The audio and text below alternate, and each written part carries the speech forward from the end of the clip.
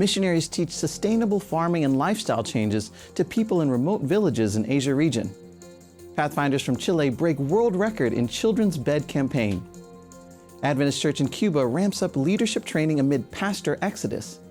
Hope Channel Philippines embraces digital transmission and ushers in a new era in communication. Watch now on ANN News, keeping you informed, inspired, and connected around the world.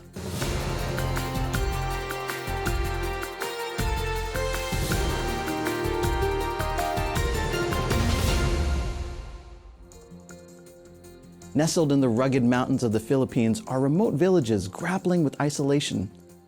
A coalition of ministries is bringing positive change to these overlooked communities, providing sustainable farming training for the locals. Steve Dickman brings us the story and details of this initiative. Hi, I'm Steve Dickman with Outpost Centers International. We're on the front lines with Dawn Spoon. Dawn, there's a village in the Philippines that you're ministering to, even remotely. Tell us what's happening in that village. The village is called Murma. It's located on the island of Palawan, about a 7 to 10 hour hike into the mountains. That hike involves crossing dangerous rivers and climbing up steep rocky cliffs.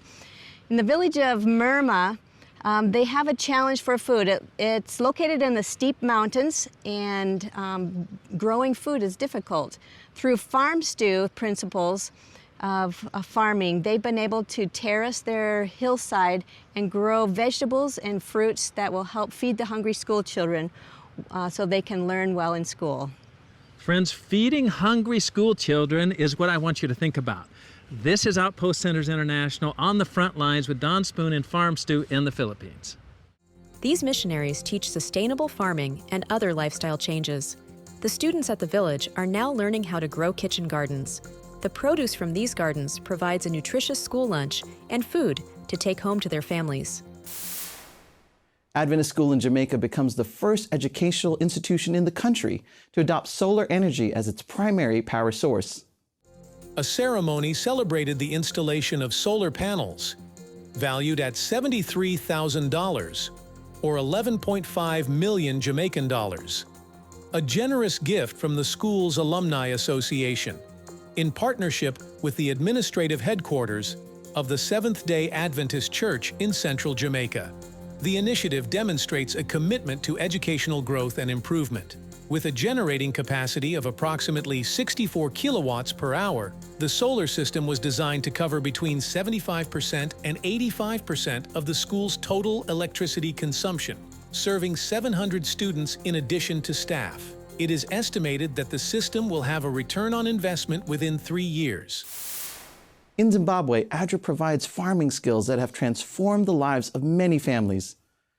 With new opportunities, kids like 7-year-old Zira now have the chance to access education and enjoy daily meals, no longer experiencing hunger. My name is Zira, and I live in Zimbabwe with my family. I don't like being hungry, but I felt that way a lot. My mother and father are hardworking. They would sell whatever they could and even beg so they could make some food for us. But it was never enough. Now my mom is growing and selling vegetables of all different colors. This gives us money to buy food and even pays for our school fees. Today I can go to school with a full stomach, new books, and a new uniform. To support projects like this and many others through donations or volunteering, contact a nearby ADRA agency. Experience the powerful impact of the ministry supporting those battling addiction. Michael Barnes, Advent Health patient, faced hopelessness, contemplating life's choice. Through hope and healing, he found genuine love. Join us as we share this remarkable testimony.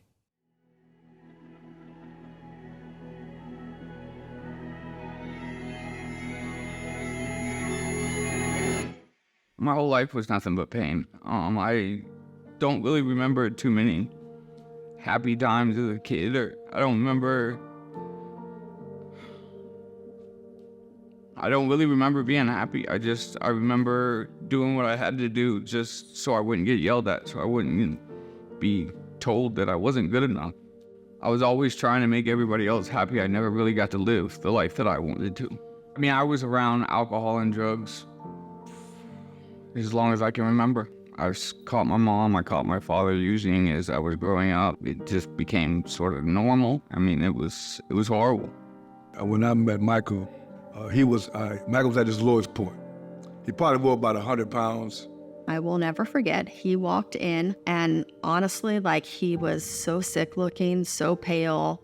I didn't honestly know if he'd make it over the weekend. I said, look, man, there's two things I want to know. First of all, I want to know if you want to die or not. Because if you want to die, I'm going to leave you alone. I said, but if you want to live, then let me help you. He looks at me. Maybe that's the best thing for me. I mean, can you imagine somebody telling you that dying is the best thing for me? And I remember saying to myself, this God, I don't understand. And I remember going up to him, and all I could do was embrace him. You know what I'm saying? And I'm like, man, I love you. Please. It was a moment that made it clear to me that if we don't save him, we're gonna die. I mean, he'd been beaten down by everybody, but especially himself. He's lost everything in his life and really wanted to get it back. Haley would have been my second oldest. She ended up passing away whenever I was locked up in prison. She was just like me, which was great and horrible all in the same. But while I was locked up, my wife they were going to get something from the store, and she ended up taking off her seatbelt while they were in the car, and they got into a kind of bad accident. I guess she hit her head on the windshield and she never woke up. I never even got to say goodbye. And that's probably something like I'll never forgive myself for. Opiates numbed it all. They made me not hate that person that I saw in the mirror every time I looked in the mirror. Because I couldn't stand the sight of me for a long, long time. My journey into getting clean was about a 3-year ordeal before I finally made it. I went to detox probably a dozen, maybe more times, in and out of rehabs repeatedly. I knew that I wanted it, I just didn't know how to do it. Hope and Healing was the best thing that ever happened to me. The people here at Hope and Healing actually cared about me, actually cared about whether or not I lived or died, even whenever I didn't. And I hadn't had people in my life that actually cared about me as a person instead of me as somebody, as a means to an end. The best thing I can say is like it loved me until I could finally learn to love myself again. Sobriety is everything now. It's my life. For me, it's God, sobriety, and then family. I know that sounds horrible, that my family is not first, but when you're an addict, you have to learn to live a different way. And without those first 2 steps, I won't have a family. God means everything to me. He's the light at the end of the tunnel. He's always been there, even when I didn't want him. He's my mother. He's my father. He's my happiness. I mean, I don't wake up in the morning and I don't go to sleep without talking to him first. Because I have to thank him for every single day that I am here. Because I get to be that father again. I get to be that person that I wanted to be for a long time. Not many people make it back from where Michael was at. Michael is like a miracle. You know, the fact that he's still alive is a miracle in itself. Because most people who go through what he went through to that extent of addiction, they don't make it back. So when people hear his story, trust me, it is a miracle.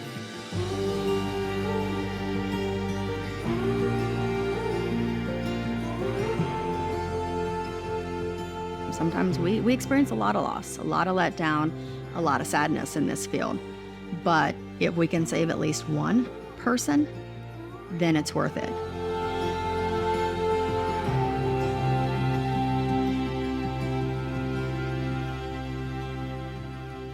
Because of Hope and Healing, I know that I have a chance again, as long as I can stay clean. I might not be the richest guy in the world, I might not have everything materialistic, but I still feel like the richest man in the world because I have a life again. And without hope and healing, none of this would be possible. Hope Channel in the Philippines achieved a historic milestone by transitioning to digital broadcasting, marking the beginning of a new era in communication. In a special ceremony held in the city of Cebu, Hope Channel Central Philippines celebrated the shift to digital signal, symbolizing not just technological advancement, but also a renewal of commitment to enhanced quality and expanded reach of broadcasts. Leaders from the Central Administrative Headquarters of the Seventh-day Adventist Church in the Philippines, along with representatives from the broadcaster and other collaborators, played a crucial role in this historic milestone. With digital transmission, Hope Channel now has the potential to reach an audience of over 900,000 people across the region, including cities like Talisay, Mandaue, and Mactan, as well as neighboring islands. With the transition from analog to digital signal, a significant number of viewers will have access to inspiring programs that share messages of faith, hope, and love. If you are in these regions, tune in to Hope Channel Central Philippines on channel 25.1. In our journey through the book, The Great Controversy, with Pastor Ted Wilson, president of the General Conference of the Seventh-day Adventists, we've discovered a crucial insight. The key to unlocking the mystery of the Great Disappointment of 1844 lies in understanding what the Bible teaches about the sanctuary. Watch now a segment of the study of chapter 24 of this insightful book. As the early Adventists continued studying, the beauty and harmony of the truths of Scripture began to shine more and more brightly into their hearts and minds. They could see the connection of the prophecy in Daniel 8:14, unto 2,300 days, then shall the sanctuary be cleansed, with the declaration of the first angel of Revelation 14, fear God and give glory to Him, for the hour of His judgment is come. They could see that these passages pointed to Christ's ministry in the most holy place and to the investigative judgment, rather than His coming to earth to redeem His people and destroy the wicked. They better understood that Christ had come not to the earth as they expected, but as foreshadowed in the type to the most holy place of the temple of God in heaven. Now, this event was described by the prophet Daniel, who wrote, I saw in the night visions, and behold, one like the Son of Man came with the clouds of heaven, and came to the Ancient of Days, and they brought him near before him. They realized the prophet Malachi was describing the same event when he wrote, the Lord whom ye seek shall suddenly come to His temple, even the messenger of the covenant in whom you delight. Behold, He is coming, says the Lord of hosts. To watch this full episode of A Message from Pastor Ted Wilson and other lessons, visit the official YouTube channel of the Seventh-day Adventist Church. Pathfinders support an initiative that delivers beds to underprivileged children. They raise awareness through a record-breaking feat with the world's largest bed at the Camporee in Chile.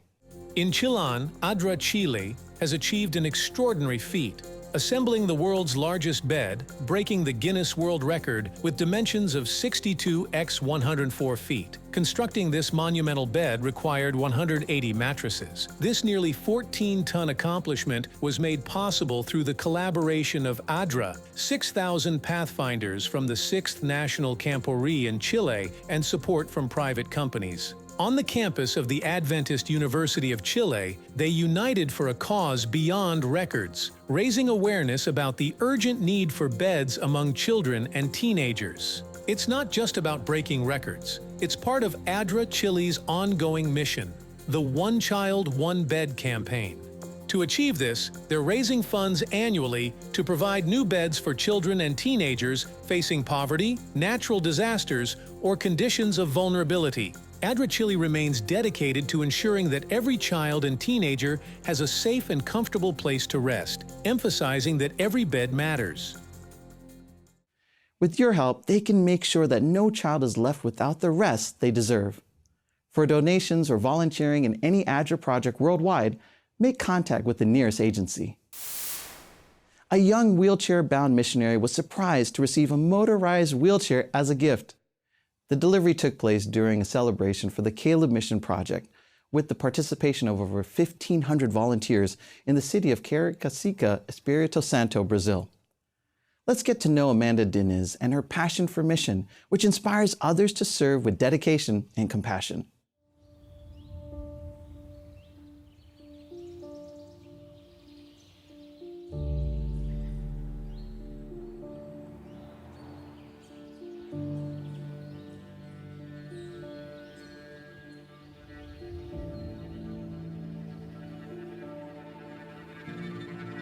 I am Amanda, and sharing my story is living the mission.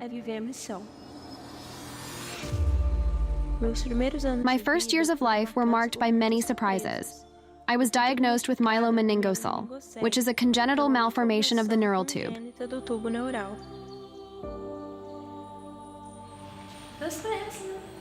God knows, right? God knew everything. God knew what He had planned for my life since always. So He guided the steps.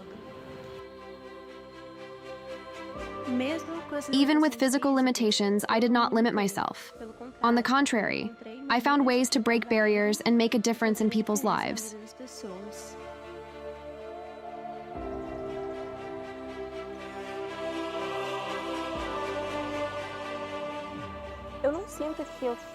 I don't feel like I have a limitation for being in a wheelchair. Of course, physically I do, but I don't feel that in my daily life. I don't feel that when I'm on a mission, because I have so much support from people, so much support from the team, that it's just a detail.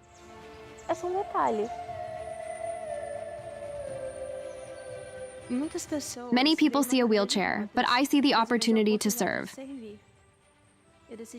I have decided to take my strength to where it is most needed. It is wonderful to see in people's eyes, after a visit, after a prayer, to see renewed hope, to see that sparkle in their eyes that wasn't there before, that wasn't there at the beginning. But in the end, comes that smile. It is very wonderful. It is an opportunity that we have, because God called us to see these results.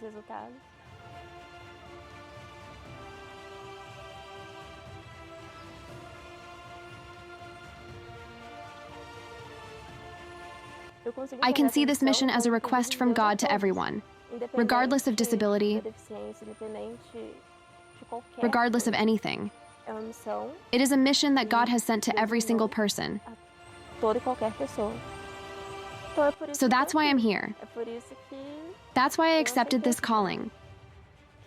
That He doesn't see my limitation. He doesn't see the disability. He knows it exists. But He empowers and helps by bringing so many people to help me with things that I can't do alone.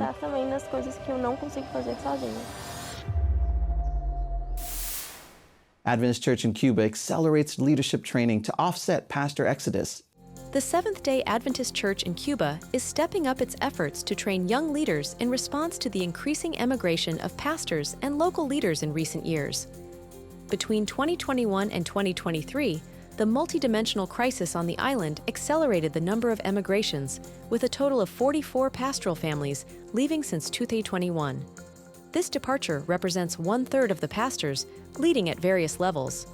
In response to this crisis, the church is training over 7,000 young people to take on leadership roles in local congregations. During a recent training event that brought together more than 500 young leaders and ministry students on public campuses, participants were encouraged to see their stay in the country as an opportunity to serve. The event, led by the Director of Youth Ministries of the Cuban Union, Pastor Ray Frometa, emphasized the importance of trusting in God's action. Church leaders stressed that those who remain should remember that God has equipped them to finish the work, and they should not think that the country has lost its best leaders, as God's purpose will prevail. 1 year after the earthquake, ADRA continues to provide assistance in Turkey and Syria. The images still shock and cause commotion. It has been a year since the devastating earthquake hit the eastern region of Turkey and the border with Syria, causing widespread destruction and affecting millions of lives on February 6, 2023. In response, the Adventist Development and Relief Agency mobilized emergency teams to provide immediate assistance. These teams focused on distributing shelters, food, and psychosocial support to the most vulnerable, including children, pregnant women, and the elderly, addressing not only immediate physical needs, but also emotional ones. After the initial relief efforts and 12 months of intense operations in the region, ADRA expanded its operations for long-term reconstruction. This included restoring damaged schools, supporting small businesses, and providing assistance to homeless families. These comprehensive actions aim not only to rebuild physical structures, but also to strengthen affected communities, providing hope and continuous support for a better future. Nala, a single mother of 4 children affected by the catastrophe, saw her life change after being welcomed by ADRA and hired to clean the shelter where they were received. Nala's story, one of finding hope and opportunity through ADRA, exemplifies the positive and transformative impact of this ongoing recovery and reconstruction work based on love and social responsibility. Amid the debris still scattered in heaps, ADRA continues to be a beacon of hope and reconstruction for thousands of lives impacted by the tragedy. Among the cities devastated by the earthquake, Antioquia, a bustling biblical city, also lay in ruins. Explore the impact and recovery in the region as we delve into how ADRA supports hurting communities during such challenging times.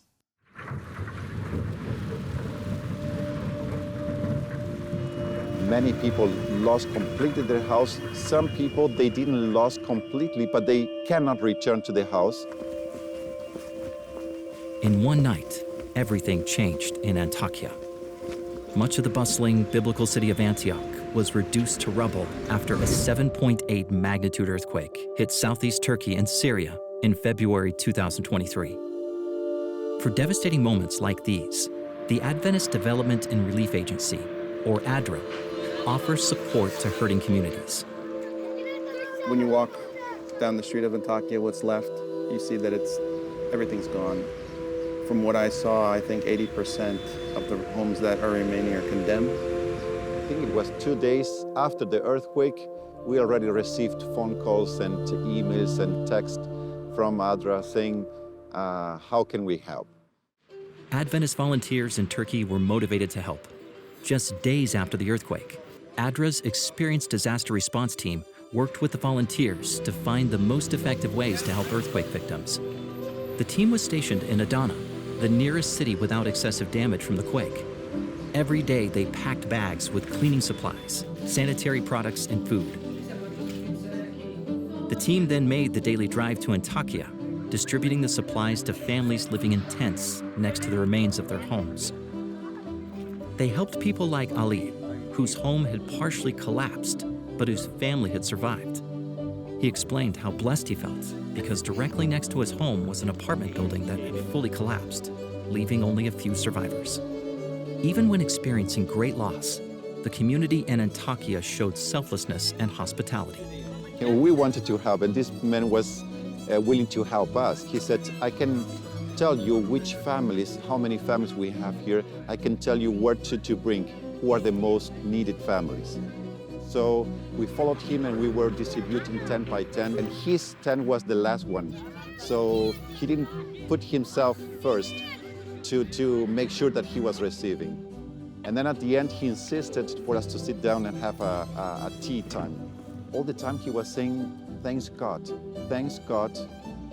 our family's fine, and we have help, and we are alive. Caring for others' needs in the midst of tragedy helps show the love of Jesus through humanitarian work. That's how you serve. That's how you're displaying the same methods that Christ used. You're doing by working, and I think that's what he did as well, right? I mean, he fed people, he cured people, he took care of them, and that's what we're trying to do here. The positive impact the team made in Antioquia wouldn't have been possible without the pastors and volunteers working together with ADRA. I think joining the churches ability to raise that volunteer base with ADRA's humanitarian expertise is just the most powerful thing. To date, we have reached over 7,000 people. No, I wish I had these volunteers on every emergency response that we take part in. I mean, they've been incredible. ADRA continues to work around the globe to alleviate suffering and show Jesus' love. Please pray for ADRA, as well as the remaining efforts to support those affected by the earthquakes in Turkey and Syria. Thank you for your support of mission all around the world. You've watched a selection of news about service, faith, love of neighbor, and hope carried out by the Seventh-day Adventist Church worldwide. Present in over 200 countries, the denomination seeks to be the hands and feet of Christ through its members, leaders, administrative headquarters, institutions, and support ministries. You can access other good news by joining the official channels of the Seventh-day Adventist Church on YouTube, Instagram, and Facebook, and explore the ANN website at adventist.news. Share your faith story and leave your prayer requests on our channels. We have a team praying for you 24/7. Before I say goodbye, I would like to leave you with excellent news recorded in the book of Psalms, chapter 92, verse 4. For you, Lord, have made me glad by your deeds. I sing for joy at what your hands have done. Study the Bible daily to learn about other wonderful promises of hope. God willing, we will meet in the next edition of ANN Video. Until then, God bless you.